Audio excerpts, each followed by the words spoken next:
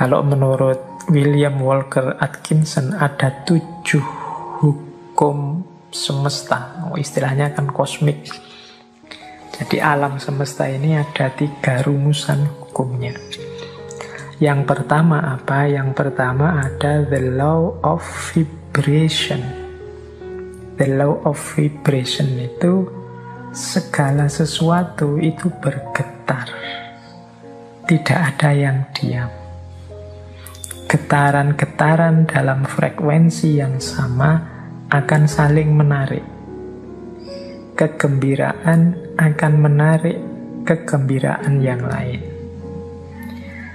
Nah, fokuslah secara konsisten terhadap pikiran tertentu, maka akan menarik getaran yang sama. Jadi the law of vibration itu kita ini bergetar terus. Ini menjelaskan bergetar ini mungkin tidak mudah. Kita ini kan sebenarnya tidak diam. Coba teman-teman perhatikan pikiranmu, perasaanmu, intelijensimu, ini kan kerja terus. Ya dari luar kelihatan diam, tapi di dalammu itu kan rame terus. Nah, itu mungkin mudahnya ya, jenis getaran. Engkau sedang berada di frekuensi mana? Mungkin engkau sedang marah-marah, mungkin engkau sedang senang, mungkin engkau sedang gelisah, mungkin hari ini engkau sedang bingung karena vaksin, mungkin hari ini engkau sedang gelisah karena sekelilingmu sedang pembatasan ketat karena pandemi. Mungkin ini kan sebenarnya dirimu itu sedang bergetar. Nah, the law of vibration itu vibrasi yang sama akan saling menarik atau akan menggetarkan energi atau menggetarkan vibrasi yang dekat dengan dirinya. Jadi kalau kita gembira, sekeliling kita akan hawanya gembira. Dan orang-orang yang di dekat kita akan terpengaruh oleh kegembiraan itu. Itu the law of vibration, mudahnya begitu. Jadi getaran kita itu mempengaruhi sekelilingnya. Apa yang ada dalam diri kita, kalau kita gelisah atau murung, ini menggetarkan sekelilingmu dengan kegelisahan dan kemurungan. Ini namanya the law of vibration. Makanya kadang-kadang teman-teman kan bisa merasakan kalau misalnya punya teman akrab gitu, temanmu sedang sedih, terus dekat denganmu, dia pura-pura banyak ketawa, pura-pura ceria, tapi getarannya bisa engkau tangkap. Itu the law of vibration. Jadi getaran yang ada dalam diri kita itu akan menarik frekuensi yang sama dari yang ada di sekeliling kita. Kalau teman-teman dekat dengan teman yang sedang sedih, sedang gelisah, sedang susah, sekali-sekali dia tampak nangis, itu kan kita ikut terus hanyut dalam situasi kesedihannya, ikut dalam kemurungannya. Nah, ini ilustrasi mudah. Kalau teman-teman dekat dengan teman yang sedang senengnya luar biasa, cerianya luar biasa karena tujuannya tercapai, gembira, itu kita dekat dia juga ikut gembira. Jadi getaran yang ada dalam diri orang lain bisa mempengaruhi getaran yang ada dalam diri kita. Demikian pula sebaliknya. Jadi kegembiraan akan mendatangkan kegembiraan, kesedihan juga akan mendatangkan kesedihan. Ini the law of vibration namanya. Menyikapi the law of vibration itu seperti apa? Ya menurut William Walker Atkinson adalah fokuslah pada yang baik-baik, yang indah-indah, yang nyaman-nyaman di pikiranmu. Apa yang engkau inginkan, fokuskan ke situ pikiranmu terus. Jadi getaran kesuksesan, getaran cita-cita keberhasilan, getaran cita-cita kebahagiaan itu biar menyebar kemana-mana dan menarik itu ke dalam dirimu. Yaitu, ayo mikir yang positif-positif saja. Ayo menginginkan yang baik-baik saja. Ayo mengharapkan yang nyaman-nyaman saja, yang damai-damai saja. Loh, itu nanti itulah yang akan hadir karena tertarik oleh getaran keinginan kita, getaran yang ada dalam diri kita. Itu namanya the law of vibration. Itu hukum yang pertama. Jadi carilah frekuensi yang bagus, getaran yang bagus dalam dirimu, dan hidupkan itu biar mempengaruhi sekelilingmu. Yang pertama itu cosmic law, yang kedua the law of relativity. Dalam hidup ini berlaku hukum relativitas. Relativitas mungkin tidak persis sama seperti relativitasnya Einstein. Tapi relativitas di sini adalah mudahnya begini. Tidak ada sesuatu yang bisa kita pahami sampai kita hubungkan dengan sesuatu yang lain.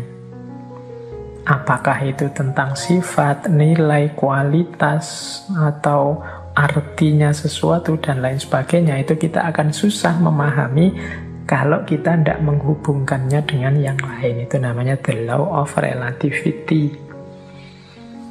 Ilustrasi mudahnya, misalnya sampean mau menilai saya, Pak Faiz itu wajahnya seperti itu masuk kategori ganteng apa jelek?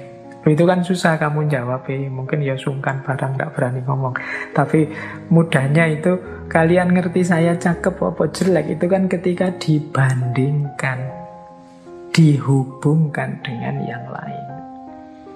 Mungkin dengan wajahnya orang lain, kalau dihubungkan dengan yang lebih cakep, ya saya tidak ada apa-apanya.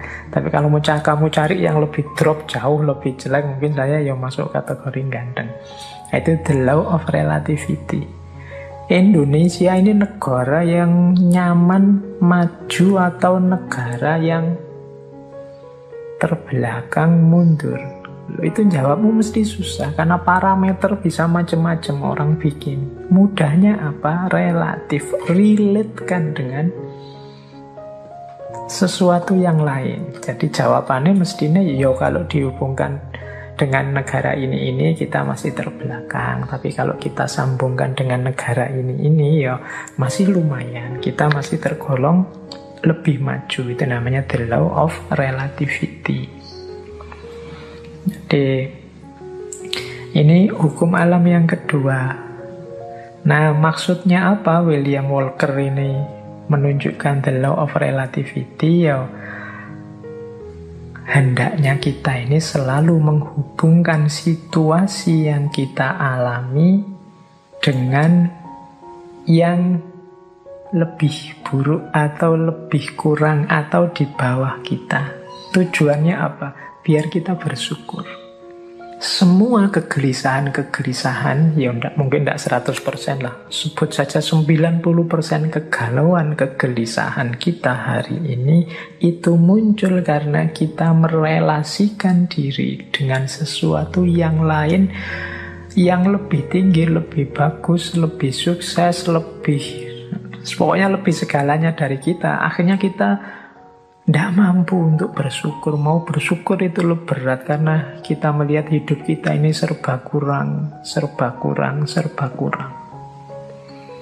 Kita salah mencari relasi, menghubungkan diri kita dengan apa. Karena tiap hari mungkin engkau melihatnya artis siapa, atau melihatnya tokoh siapa, atau kiblatmu orang besar siapa, itu terus orang kaya siapa, itu terus orang sukses siapa, itu terus, sehingga ketika menengok dirimu yang lahir hanya pesimisme, underestimate, merasa betapa tidak berharganya dirimu dan lain sebagainya, akhirnya tidak bisa bersyukur. Nah, untuk bisa bersyukur, ingatlah the law of relativity tadi. Kalau engkau mau melihat yang lebih bawah darimu, masih banyak. Ada mahasiswa yang sumpek sekali karena semester akhir belum punya pacar misalnya. Dia lupa bahwa dia jadi mahasiswa itu aja sudah kelebihan yang luar biasa. Benchmarknya mungkin temennya. Benchmark itu tempat dia mengukur, tempat dia merelasikan diri, itu temennya yang sudah punya pacar. Tapi dia lupa, dalam dirinya ada banyak kelimpahan, ada banyak kelebihan. Dia sibuk hanya satu kekurangan ini. Ini biasanya karena salah merelasikan diri. Akhirnya susah bersyukur. Nah, itu hukum alam yang kedua, law of relativity. Ayo, untuk banyak hal, ya tidak untuk semua hal ya, untuk beberapa hal law of relativity ini kita pakai ya untuk yang baik-baik, sholat, ibadah, untuk tekun belajar. Nah, kita ambil yang level tinggi biar kita semangat untuk meniru yang baik-baik. Tapi untuk hal-hal tertentu kita ambil standar yang lebih di bawah kita, sehingga kita tidak lupa untuk bersyukur. Nah, yang ketiga, the law of cause and effect. Hukum sebab akibat. Kalau ini saya tidak perlu menjelaskan ya. Kalau dalam Islam ya ada faman ya'mal misqala dzarratin khairan yarah wa may ya'mal misqala dzarratin syarran yarah. Ada aksi, ada reaksi. Ada sebab, ada akibat. Maka menghadapi hukum yang semacam ini, marilah kita ciptakan dalam hidup ini sebab yang baik-baik saja. Sebab-sebab yang produktif, yang sukses, yang unggulan, sehingga kita mendapatkan akibat juga yang sukses, yang unggulan. Jadi karena ada sebab, ada akibat. Kalau ingin akibat yang bagus, ya ciptakanlah sebab yang bagus. Ini hukum alam juga. Tidak mungkin dari kemalasan lahir keberhasilan misalnya, makanya jangan malas. Tidak mungkin dari kejahatan, keburukan lahir kebaikan. Tidak mungkin dari proses yang merusak lahir perbaikan. Nah, ini cause and effect. Ini hukum alam yang ketiga. Ada sebab, ada akibat. Apapun yang kita panen hari ini, itu adalah benih yang kita tanam sebelumnya. Yang keempat, the law of polarity. Law of polarity ini, segala sesuatu dalam hidup ini ada pasangannya. Ada panas, ada dingin, ada terang, ada gelap, ada atas bawah, ada baik buruk. Ini pasangan. Pasangan ini sifatnya saling mengadakan. Saling mengadakan ya, kalau tidak ada buruk, yang baik juga tidak akan ada. Adanya yang baik karena ada yang buruk. Ini namanya saling mengadakan. Kalau semua orang sama, semua baik, semua, ya dia tidak disebut baik, ya standar saja. Dia disebut baik karena ada yang buruk. Disebut terang karena ada situasi gelap.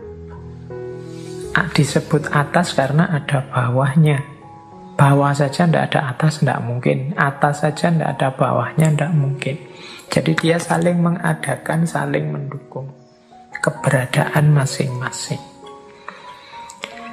Oke, jadi situasi the law of polarity ini membuat kita nanti tidak mudah melihat satu sisi saja dari sesuatu, tapi harusnya kita melihat secara lebih lengkap. Jadi ada orang baik loh, terus kita puji, kita senangi total 100%. Dia dengan segala kebaikannya. Tiba-tiba dia melakukan sedikit atau satu keburukan. Runtuhlah kepercayaan kita. yang darinya sangat cinta jadi sangat benci. Kita lupa bahwa namanya masih manusia, masih duniawi, itu pasti berpasangan. Ada baiknya, ada buruknya. Ya mungkin kadar dan ukurannya berbeda-beda, tapi pasti ada pasangan-pasangan ini. Kita sering tidak siap menerima situasi yang kebalikan dari kenikmatan, kenyamanan yang kita rasakan hari ini. Padahal itu ya berpasangan. Ada enak, ada tidak enak. Di balik kenikmatan, di sisi sana ada ketidaknikmatan. Itu selalu ada. Minggu depan insya Allah kita perdalam the law of polarity ini di falsafah hidup yin yang. Tapi the law of polarity ini juga salah satu dari 7 cosmic law. Salah satu hukum semesta. Baik, nanti kita lanjutkan kalau yang keempat ini ya. Yang kelima, the law of rhythm. The law of rhythm ini, hidup ini mengalami siklusnya masing-masing. Hidup ini ada perputarannya. Siang, malam, kelahiran, kematian, kemunculan, kepergian, dan lain sebagainya. Namanya rhythm, iramanya hidup. Nah, segalanya ada awalnya, ada akhirnya. Ini the law of rhythm. Beberapa kali saya ceritakan kan ada kisah sufi, seorang sufi yang punya jargon, ini pun akan berlalu. Mengalami apapun, apakah itu kesenangan, apakah itu kesedihan, pada saatnya juga akan berlalu. Seberat apapun, seperti apapun. Termasuk pandemi ini, dia ada awal kehadirannya, pasti nanti ada akhir kepergiannya. Itu the law of rhythm. Jadi kalau kita mengalami situasi apapun, sadarlah bahwa situasi ini akan berakhir. Yang sedang sedih, ingatlah kesedihanmu pada saatnya akan berganti kegembiraan. Yang sedang gembira, wong namanya kita hidup, pada saatnya juga akan ada masalah dan kegembiraan akan bertemu dengan kesedihan. Itu namanya the law of rhythm. Hidup ini ada siklusnya. Yang sedang di bawah jangan putus asa, yang sedang di atas jangan jumawa. Karena kita ini berputar. Ini namanya the law of rhythm. Untuk the law of rhythm ini, insya Allah nanti minggu terakhir kita bahas dari perspektif filsafat Jawa. Cokro Manggilingan. Baik, kita lanjutkan. Yang keenam, the law of gestation. The law of gestation itu bunyinya begini. Segala sesuatu perlu waktu untuk terjadi. Tidak ada yang ujuk-ujuk sempurna, tidak ada yang ujuk-ujuk utuh. Segala sesuatu dalam hidup ini butuh proses, perlu waktu. Jadi makanya kita kalau ingin sukses juga perlu kesabaran, menunggu momen, menunggu waktunya. Karena segala sesuatu ada waktunya.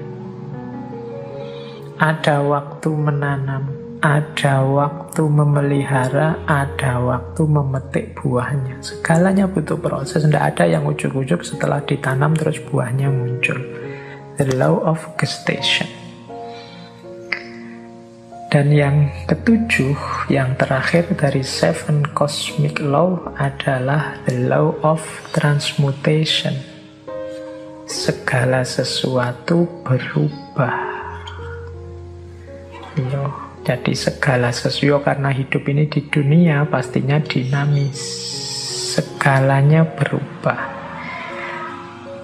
Ini banyak kalau kita belajar filsafatnya dulu, filsafat Yunani yang terkenal Heraklitus itu ya segalanya berubah, kecuali perubahan itu sendiri. Yang tidak berubah hanya perubahan. Nah, law of transmutation ini menyadarkan kita untuk menghadapi perubahan, merancang dan menyiapkan perubahan agar perubahan yang terjadi arahnya sesuai keinginan kita, membuat kita lebih baik, membuat kita lebih sukses, membuat kita lebih berhasil. Jangan biarkan perubahan liar tidak terkontrol.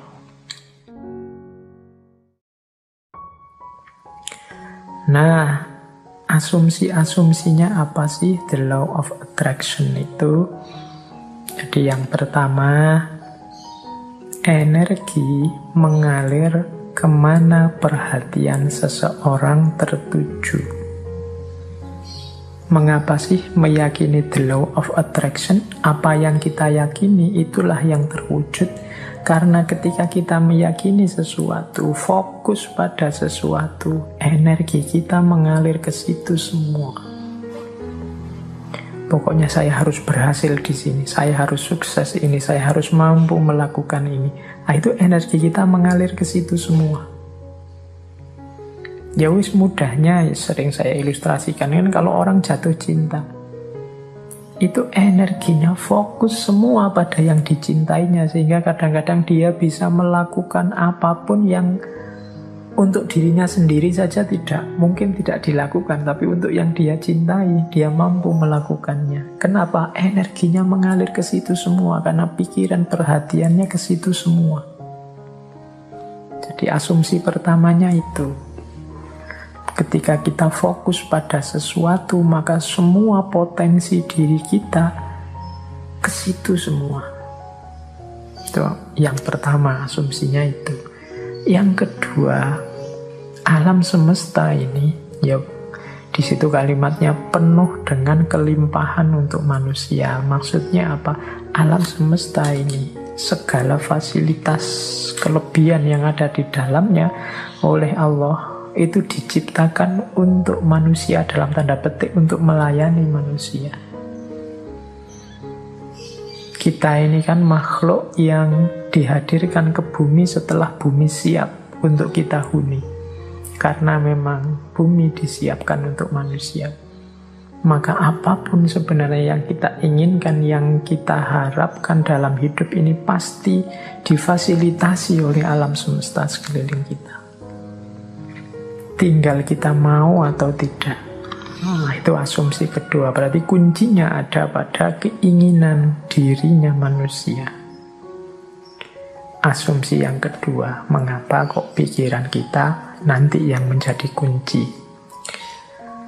Yang ketiga, kemampuan atau potensi manusia itu sangat jauh lebih besar, jauh lebih luas daripada yang kita sadari saat ini. Jadi kayak kita merasa, Pak, filsafat itu mentok, saya Pak tidak paham. Tidak, kamu kurang serius menggali potensimu saja. Kalau kamu mau bisa-bisa. Pak, bahasa Inggris itu Pak, wah puyeng saya Pak. Matematika itu Pak, tidak. Kamu bisa sebenarnya, cuma kamu kesusu berhenti saja. Kemampuan atau potensimu tidak terbatas itu. Allah memberimu potensi yang luar biasa. Harusnya engkau jadi orang yang luar biasa. Harusnya setiap orang kalau mau dia bisa jadi luar biasa.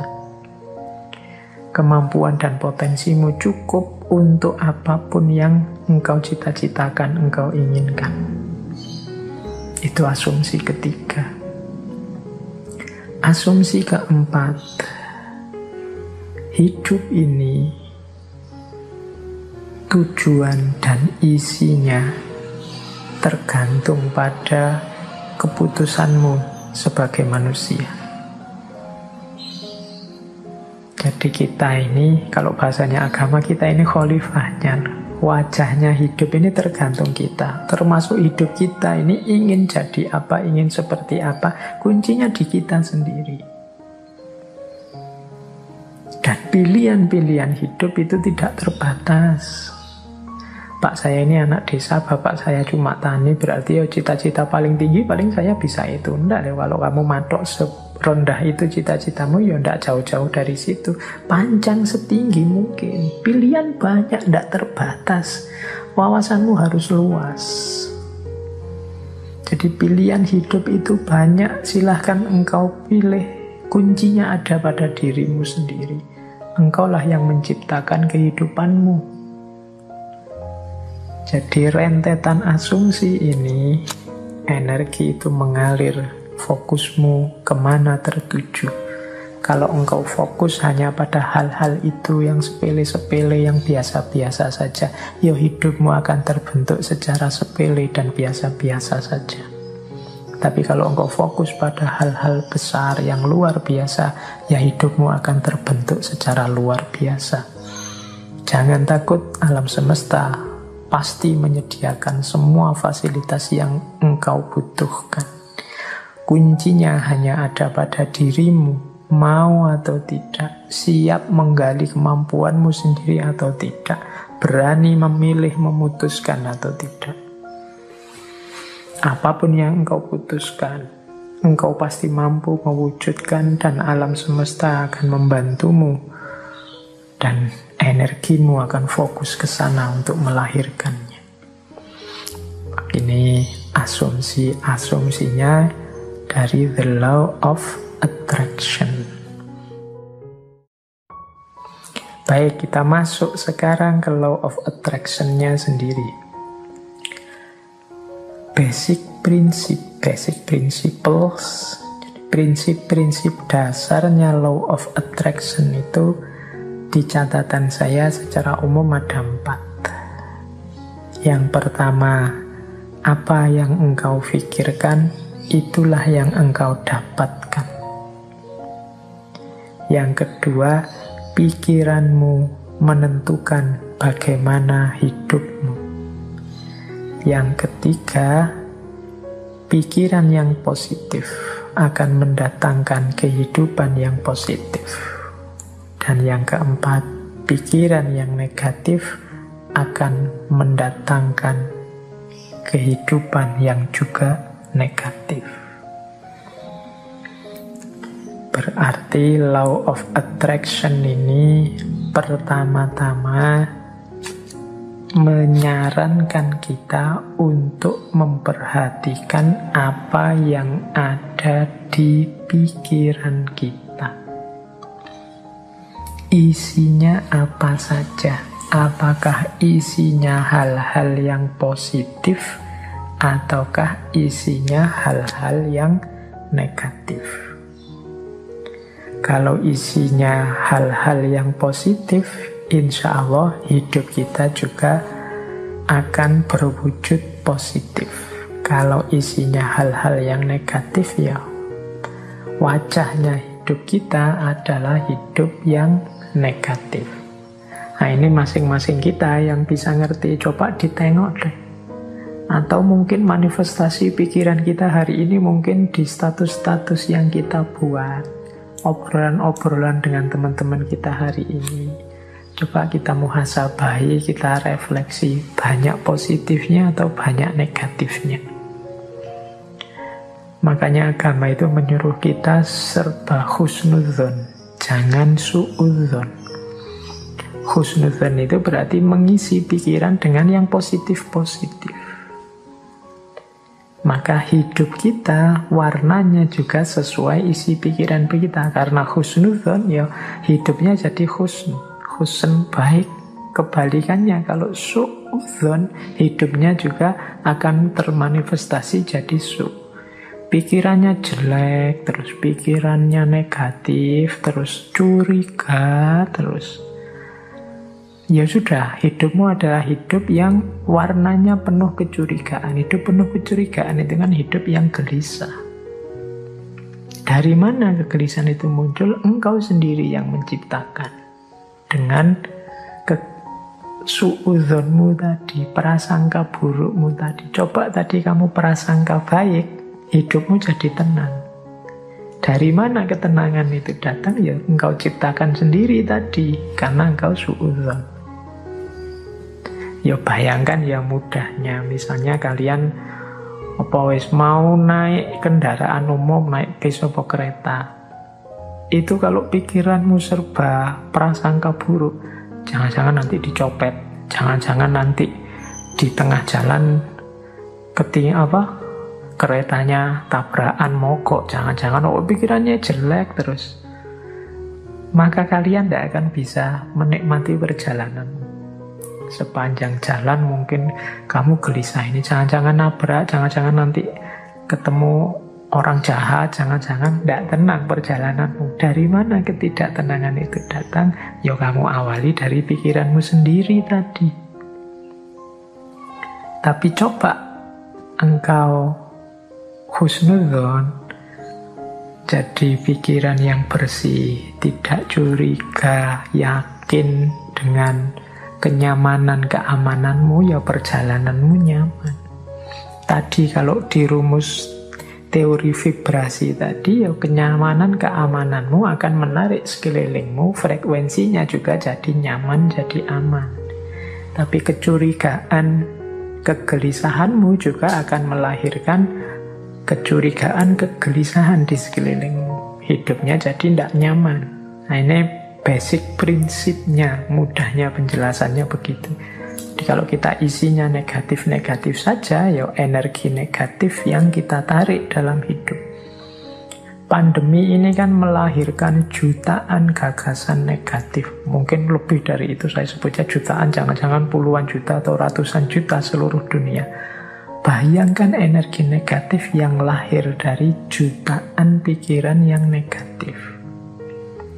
Sakitnya sama. Tapi kalau kita hadapi dengan optimis atau dengan pesimis, itu kan kesannya, rasanya beda. Itu the law of attraction. Semakin negatif isi pikiran kita, ya semakin keruh hidup kita. Asalnya ya kita sendiri yang mengundang kekeruhan itu. Makanya ada quotes dari Napoleon Hill. Napoleon Hill ini juga tokoh spiritualis yang sering juga menulis buku-buku coraknya self-improvement atau self-help. Dia bilang begini, keep your mind fixed on what you want in life, not on what you don't want. Ini beliau ngasih tips, simpanlah di kepalamu, isi saja dengan apa yang engkau inginkan, bukan apa yang tidak engkau inginkan. Contohnya misalnya tadi ya, mau naik kendaraan umum, kereta apa pesawat. Niatnya apa? Saya naik pesawat semoga aman. Ini lebih positif daripada saya niat naik pesawat semoga tidak tabrakan. Nah ini kata-kata tidak tabrakan ini oleh Napoleon Hill disebut negatif. Jadi mending kita pakai kalimat yang positif untuk menghadirkan tadi energi dan vibrasi yang positif.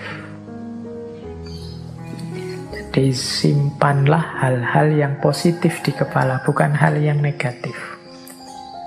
Begitu kita, misalnya hari ini ada pandemi, ya mari kita berdoa semoga kita sehat.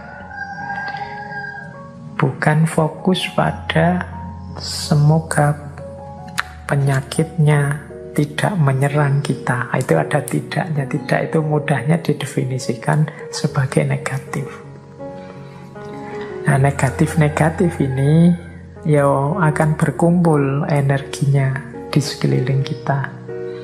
Jadi lebih baik menggunakan kalimat yang positif. Insya Allah Indonesia akan berhasil mengatasi pandemi ini. Insya Allah upaya yang dilakukan pemerintah akan sukses. Nah ini menghindari kalimat-kalimat yang negatif.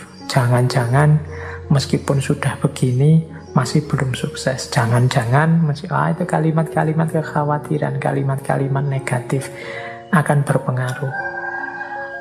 Jadi kuncinya the law of attraction itu hindari pikiran-pikiran negatif, hindari pernyataan-pernyataan yang negatif. Karena itu akan menjadi kunci hadirnya energi-energi yang negatif di sekeliling kita. Nah, sekarang prosesnya 6 langkah menuju the law of attraction tadi. Caranya bagaimana sih Pak?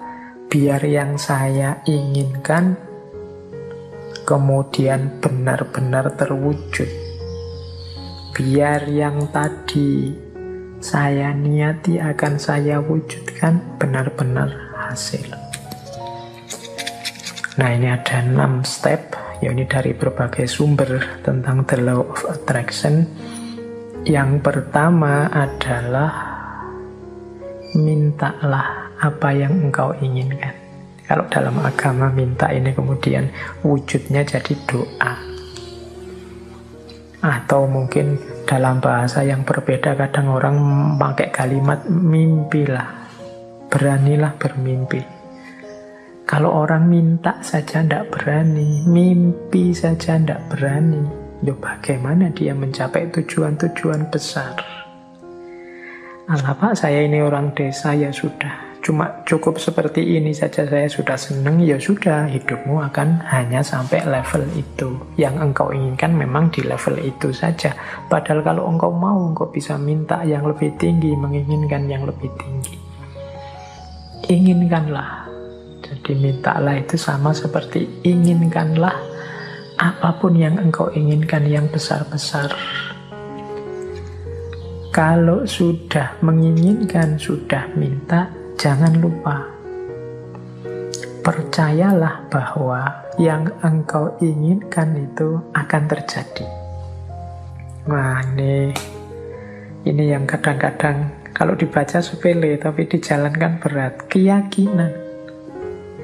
Saya sering menyatakan kita itu kalau berdoa kadang setengah-setengah. Setengah-setengah dalam arti kita sendiri tidak yakin doa ini akan dikabulkan. Jadi wong kita sendiri tidak yakin bahwa keinginan kita akan terkabul. Ya wes, tidak akan wujud wong kita sendiri tidak yakin. Kalau kita yakinnya 50%, ya wujudnya mungkin ya hanya 50% nanti buahnya. Jadi ini bagian dari the law of attraction adalah keyakinan kita, kemantapan hati kita. Saya Pak nanti pasti bisa dapat jodoh yang cantik, yang kaya, yang macam-macam. Tapi terus kamu sendiri yang mementahkan. Tapi apa ya mampu ya Pak, wong saya itu hanya orang desa, wajahku ya pas-pasan gini, ya mesti raiso Pak. Ya sudah, kamu sendiri pesimis gitu ya tidak akan wujud. Engkau sendiri yang mementahkan doamu, engkau sendiri yang mementahkan keinginan-keinginanmu. Ya alam semesta sekelilingmu, kemampuan potensi besar dalam dirimu yang tidak akan keluar, kamu sendiri tidak yakin. Kalau engkau yakinnya 50%, ya keluarnya 50%. Jadi yang kedua, percayalah, yakinlah bahwa apa yang engkau minta pasti akan terwujud. Nah, yang ketiga ini siapkan dirimu untuk menerima kesuksesan sebagaimana yang engkau minta. Ya kan? Yo, kalau engkau minta, Pak, saya punya tujuan lulus kuliah yang paling cepat. Saya ingin lulusnya saya paling awal dengan nilai paling tinggi.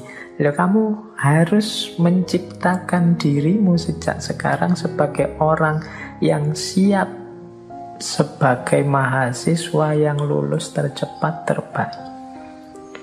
Kalau engkau bercita-cita punya, kayak tadi ya, meskipun artifisial, punya istri cantik, punya istri kaya, punya istri luar biasa, ya bersiaplah, ciptakan dirimu sebagai orang yang pantas punya istri cantik, kaya, dan lain sebagainya. Jadi di antara tandanya bahwa engkau yakin akan terkabul itu engkau siap-siap untuk menerimanya. Lah kalau engkau tidak siap menerimanya, ya dia tidak akan hadir. Siapkan lahir batinmu untuk menerima anugerah terkabulnya doamu. Tapi kalau engkau tidak siap lahir batin, itu ibaratnya wadah. Kalau engkau minta diberi air. Misalnya ya siapkan mangkok yang bisa menampung air. Kalau engkau minta diberi beras, ya siapkan kantong yang bisa menampung beras, kan itu. Lah kalau engkau tidak siapkan kantongnya, tidak siapkan mangkoknya, air dan beras itu mau ditaruh di mana, ya dia akan lewat begitu saja dalam hidup. Jadi yang ketiga, siapkan dirimu untuk menerima. Mungkin engkau pernah berdoa, sebenarnya doamu itu kabul, tapi engkau tidak siap menerima, sehingga anugerah itu lewat begitu saja. Teman-teman mungkin pernah dengar cerita atau membaca cerita ya, suatu ketika ada banjir, kemudian ada orang yang naik ke atas genteng menunggu datangnya pertolongan. Dia berdoa, ya Allah, semoga selamatkanlah aku dari banjir ini. Kemudian tiba-tiba datang tim SAR membawa perangkat untuk penyelamatan. Dia mau menyelamatkan dia tidak mau. Enggak, saya menunggu Allah langsung yang menyelamatkan saya, bukan tim SAR. Silahkan lewat saja. Kemudian tim SAR lewat begitu saja, wong dia tidak mau. Sampai hari berikutnya juga begitu. Tim SAR balik lagi, dia tetap tidak mau. Menunggu langsung pertolongannya Allah. Akhirnya dia meninggal. Wong yo tidak cepat-cepat ditulungi. Nah, begitu sampai di akhirat, dia protes sama Allah. Ya Allah, saya berdoa loh untuk meminta pertolongan-Mu. Wong aku ini orang soleh. Kok engkau tidak datang-datang menolongku? Terus Allah jawab, lah aku kirimkan tim SAR pertama, tim SAR kedua, tim SAR ketiga. Itulah mbok anggap pertolongan dari siapa? Ya ternyata dia tidak siap untuk menerima pengabulan doanya. Baik, yaitu ilustrasi kasarnya. Yang ketiga, bersiaplah tadi yang menerima terkabulnya doa. Jadi yakin, percaya, dan siap. Yang keempat, kalau bahasanya the law of attraction, visualisasikan. Jadi untuk mendukung semua itu, hidupkan dalam pikiranmu, hidupkan dalam imajinasimu, hidupkan dalam batinmu. Ketika doa itu dikabulkan terus menerus. Jadi bayangkan keberhasilan itu dalam pikiranmu. Jadi ini untuk membantu fokus tadi. Kalau dalam agama seandainya berdoa ya untuk membantu biar doanya lebih mantap sepenuh hati. Itu hadirkan keberhasilan yang engkau inginkan dalam pikiranmu, dalam imajinasimu. Terus yang kelima, jadi visualisasikan. Yang kelima, bersyukurlah terhadap apa yang engkau miliki saat ini. Nah, yang kelima ini sehubungan dengan situasimu saat ini, syukurilah. Kalau bahasanya agama, kalau engkau bersyukur ya nanti akan ditambah. La in syakartum la azidannakum. Jadi kalau engkau bersyukur, aku tambah. Orang yang menerima situasi hari ini adalah orang yang siap untuk menerima anugerah selanjutnya. Tapi orang yang tidak terima situasi hari ini, ya dia tidak akan bisa menerima anugerah selanjutnya. Wong dia masih belum puas dengan situasi hari ini. Berarti dia kan masih sibuk dengan yang saat ini. Hidup itu kan, kalau bahasa Al-Quran, fa'idha farohta fansob, kalau sudah tuntas ini ganti yang selanjutnya. Kalau kita sudah puas dengan yang sekarang, berarti kita siap menjemput yang selanjutnya. Kalau kita menerima anugerah-anugerah hari ini, berarti kita siap untuk ditambah lagi anugerah selanjutnya. Kalau kita masih belum puas dengan yang sekarang, ya tidak akan ditambah, wong kita belum puas. Yang sekarang berarti belum beres, masih kita keluhkan, masih kita komplain, masih kita protes. Jadi yang kelima, jadilah pribadi yang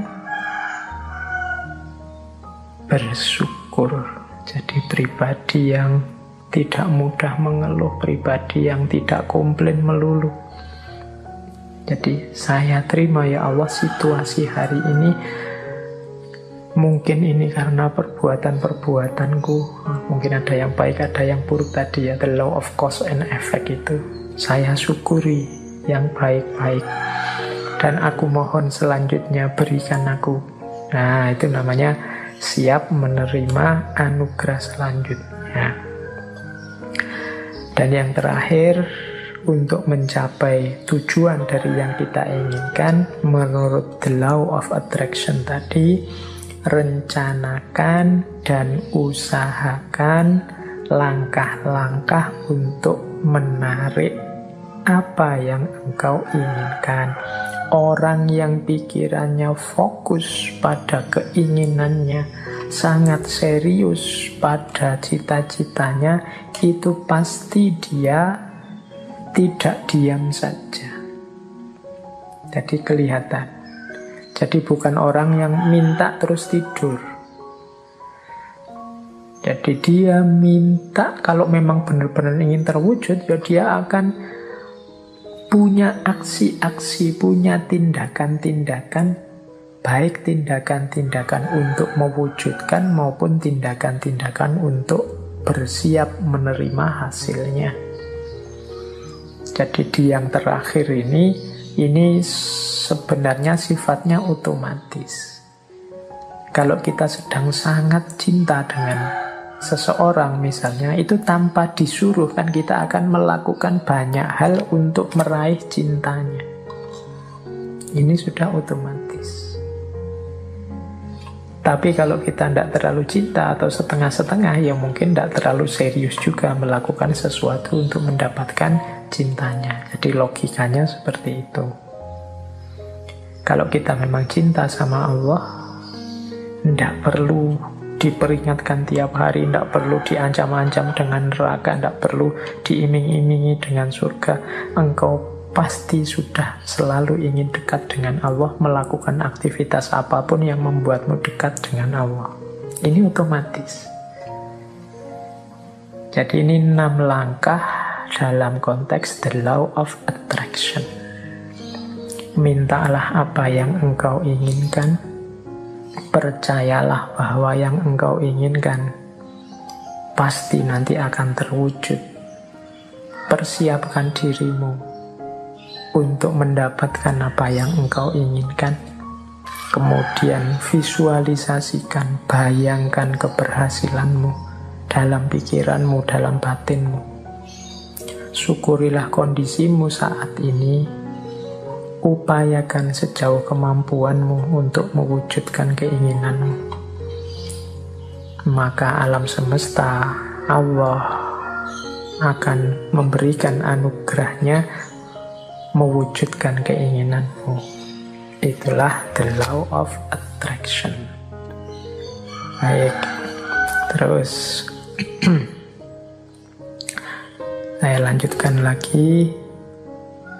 Di antara kuncinya the law of attraction adalah membangun vibrasi yang positif. Jadi kuncinya ada di getaran tadi. Getaran kita harus getaran yang positif. Ada teori yang menyatakan bahwa getaran yang positif itu antara lain adalah kegembiraan, cinta, kebahagiaan, keceriaan, apresiasi, rasa syukur. Nah, ini vibrasi-vibrasi positif yang akan menarik hal-hal yang positif di sekeliling kita.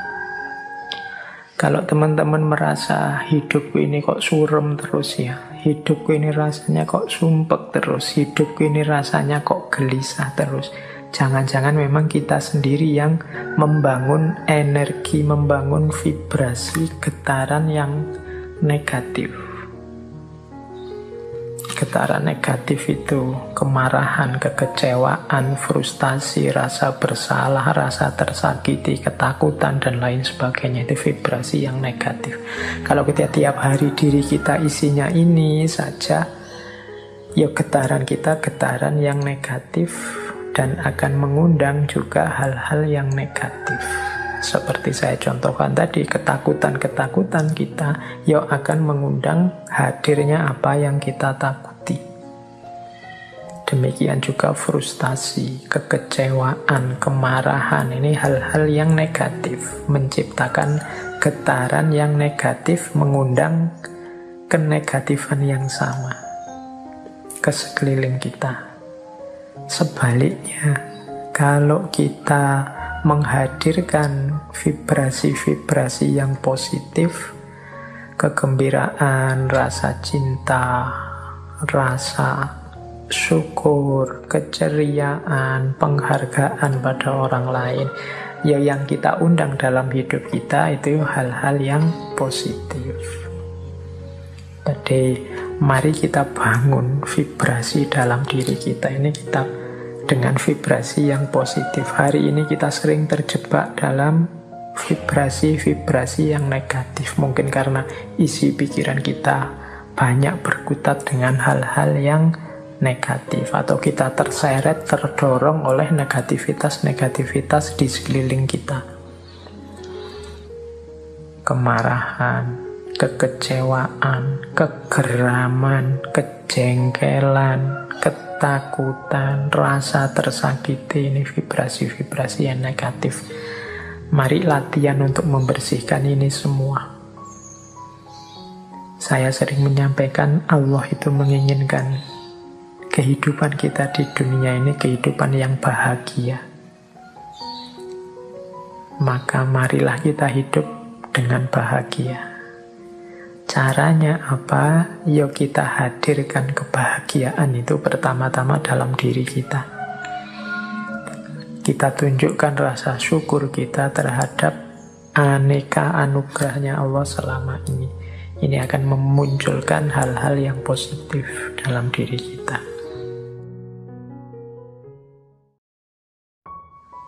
Oke, baik. Kita lanjutkan lagi.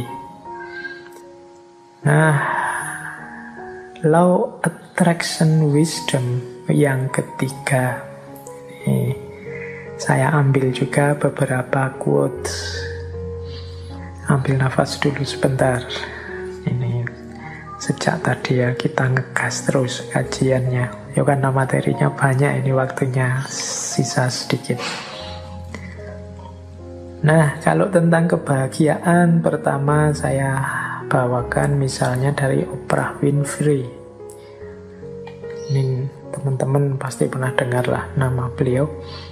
Menurut Oprah Winfrey, syukurilah apa yang engkau miliki, engkau akhirnya akan memiliki lebih banyak.